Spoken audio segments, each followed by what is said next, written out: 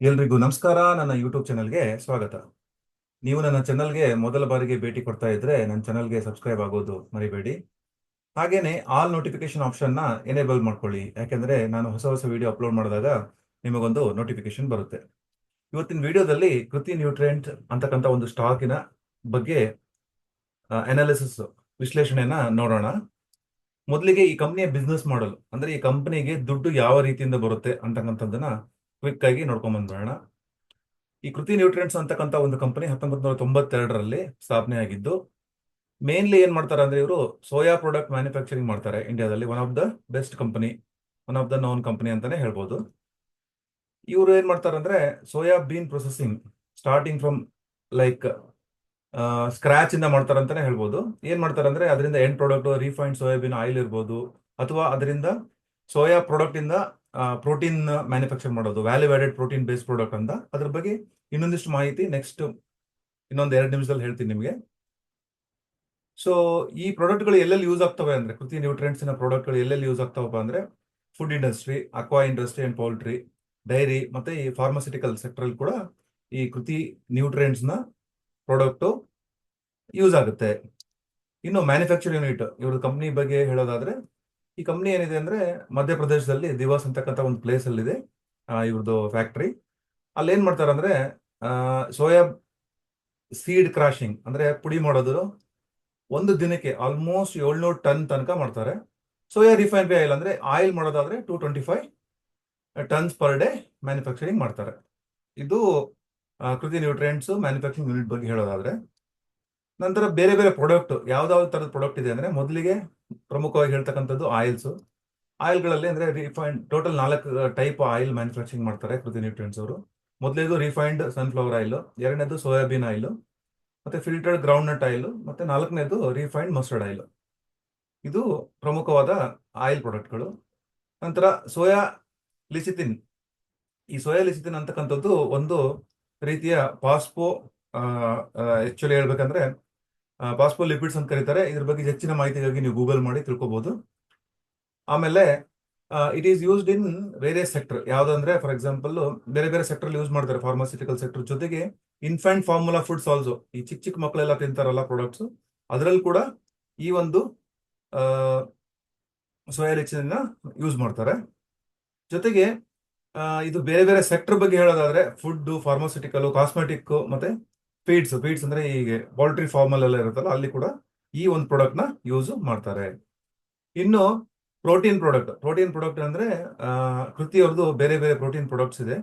ಉದಾಹರಣೆಗೆ ಹೇಳ್ಬೇಕಂದ್ರೆ ಈ ನಗ್ಗೆಟ್ಸ್ ಇರ್ಬೋದು, full fat soya flour, defatted flakes, untoasted, different different types ಇದೆ.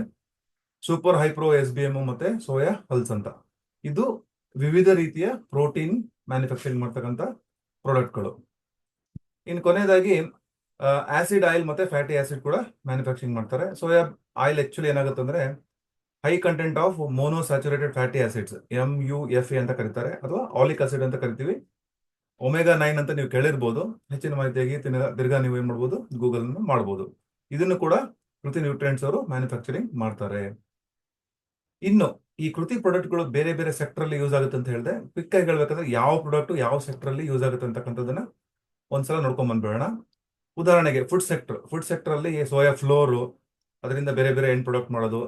ಲಿಸಿತಿನ್ ಅಂತ ಹೇಳಿದೆ. ಸನ್ಫ್ಲವರ್ ಆಯಿಲ್ ನಿಮ್ಗೆ ಗೊತ್ತೇ ಇರುತ್ತೆ, ಸನ್ಫ್ಲವರ್ ಆಯಿಲ್ ಡೈಲಿ ನಮಗೆ ಬಳಕೆಗೆ ಬೇಕೇ ಬೇಕು. ಸೋಯಾ ಆಯಿಲ್, ಸೋಯಾ ಫ್ಲೇಕ್ಸ್, ಇದೆಲ್ಲ ಫುಡ್ ಸೆಕ್ಟರ್ ಅಲ್ಲಿ ಯೂಸ್ ಮಾಡ್ತಕ್ಕಂಥ ಪ್ರಾಡಕ್ಟ್ಗಳು. ಇನ್ನು ಎರಡನೇದು ಫಾರ್ಮಾಸ್ಯೂಟಿಕಲ್ ಸೆಕ್ಟರ್ ಅಂದ್ರೆ ಲೆಚಿತಿನ್ ಮತ್ತೆ ಸೋಯಾ ಫ್ಲೋರ್. ಈ ಫಾರ್ಮಾಸ್ಯೂಟಿಕಲ್ ಸೆಕ್ಟರ್ ಅಲ್ಲಿ ಅಂದ್ರೆ ಟ್ಯಾಬ್ಲೆಟ್, ಮೆಡಿಸಿನ್ ಮ್ಯಾನುಫ್ಯಾಕ್ಚರಿಂಗ್ ಕೂಡ ಈ 2 ಪ್ರಾಡಕ್ಟ್ ಅನ್ನ ಯೂಸ್ ಮಾಡ್ಕೊಂತಾರೆ. ಮೂರನೇದಾಗಿ ಅಕ್ವಾ ಮತ್ತೆ ಪೌಲ್ಟ್ರಿ ಸೆಕ್ಟರ್.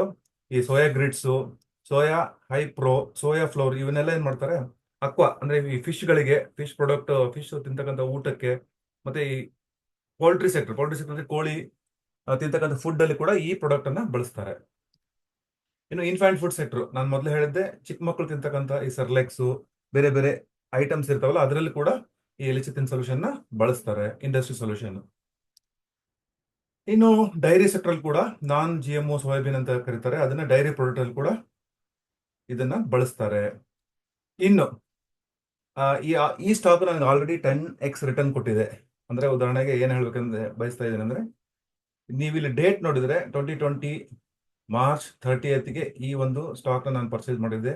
ಆಗ ಅದರ ಬೆಲೆ 14 ರೂಪಾಯಿ 75 ಪೈಸೆ ಇತ್ತು. ಈ ಸ್ಕ್ರೀನ್ ಶಾಟ್ ತಗೊಳ್ಳುವಾಗ ಒಂದು 2-3 ದಿನ ಕೆಳಗಡೆ ತಗೊಂಡಿದ್ದು ಅನ್ಕೊಂತೀನಿ. 153.36 ರೂಪಾಯಿ ಇದೆ. ಇದಾದ್ಮೇಲೆ ಒಂದೆರಡು ಸಲ ಬಿದ್ದಿದೆ, ಮತ್ತೆ ತಿರ್ಗಾ ಅಪ್ ಆಗ್ತಾ ಇರುತ್ತೆ. ಶಾರ್ಟ್ ಟರ್ಮ್ ಸ್ಟಾಕ್ ಮೂವ್ಮೆಂಟ್ಸ್ ನ ಯಾರು ಯಾವಾಗೂ ಗೆಸ್ ಮಾಡಕ್ ಆಗಲ್ಲ. ಸೊ ಇಲ್ಲಿ ನೋಡೋದಾದ್ರೆ ನೋಡಿ, ಇವತ್ತಿನ ರೇಟ್ 143 ರೂಪಾಯಿ ಏನೋ ಇದೆ.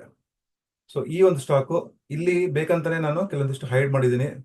ಬೇರೆ ಬೇರೆ ಪ್ರೈಸ್ ಅಲ್ಲಿ ನಾನು ಆಮೇಲೆ ತಗೊಂಡಿದ್ದೀನಿ ಕ್ವಾಂಟಿಟಿ ಕೂಡ ನಿಮ್ಗೆ ಹೇಳಕ್ ಹೋಗಿಲ್ಲ. ಸೊ ಇದಿಷ್ಟು ಮಾಹಿತಿ ನಿಮ್ಗೆ ತುಂಬಾ ಉಪಯುಕ್ತ ಆಯ್ತು ಅಂತ ಅನ್ಕೊಂತೀನಿ.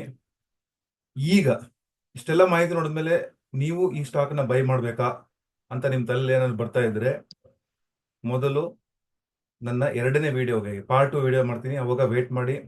ಅದರಲ್ಲಿ ನಾನು ನಿಮಗೆ ಸುಮಾರು ಇನ್ಫಾರ್ಮೇಶನ್ ಕೊಡ್ತೀನಿ. ಲೈಕ್ EPS ಗ್ರೋತ್ ರೇಟ್ ಇರ್ಬೋದು, intrinsic value of the stock ಇರ್ಬೋದು, ಡೆಪ್ಟ್ ಟು ಇಕ್ವಿಟಿ ರೇಷಿಯೋ ಅಂಡ್ ತುಂಬಾ ಬೇರೆ ಬೇರೆ ಡೀಟೇಲ್ಸ್ ಅನ್ನ ಕೊಡ್ತೀನಿ. ಅದಾದ ಮೇಲೆ ನೀವು ವಿಚಾರ ಮಾಡಿ ಈ ಸ್ಟಾಕ್ ಅನ್ನ ಬೈ ಮಾಡ್ಬೇಕಾ ಮಾಡಬಾರ್ದು ಅಂತ ಕೂಡ ಹೇಳ್ತೀನಿ. ಪ್ಲಸ್ ನೀವು ಕೂಡ ಅದ್ರ ಬಗ್ಗೆ ಇನ್ನೊಂದಿಷ್ಟು ಸ್ಟಡಿಯನ್ನ ಮಾಡ್ಬೋದು. ಈ ಒಂದು ವಿಡಿಯೋ ನಿಮ್ಗೆ ಇಷ್ಟ ಆಯ್ತು ಅಂತ ಅನ್ಕೊಂತೀನಿ. ಇಷ್ಟ ಆಗಿದ್ರೆ ದಯವಿಟ್ಟು ಒಂದು ಲೈಕ್ ಮಾಡಿ, ಜೊತೆಗೆ ತುಂಬಾ ಇಷ್ಟ ಆದ್ರೆ ನಿಮ್ಮ ಫ್ರೆಂಡ್ಸ್ ಮತ್ತು ಫ್ಯಾಮಿಲಿಗೆ ಶೇರ್ ಮಾಡಿ. ಇದರಿಂದ ಏನಾಗುತ್ತೆ ಅಂದ್ರೆ ಈ ವಿಡಿಯೋ ಹೆಚ್ಚು ಹೆಚ್ಚು ಜನಕ್ಕೆ ತಲುಪುತ್ತೆ. ಮತ್ತೆ ಸಿಗ್ತೀನಿ ಮುಂದಿನ ವಿಡಿಯೋದೊಂದಿಗೆ. ಅಲ್ಲಿಯವರೆಗೆ ನಮಸ್ಕಾರ.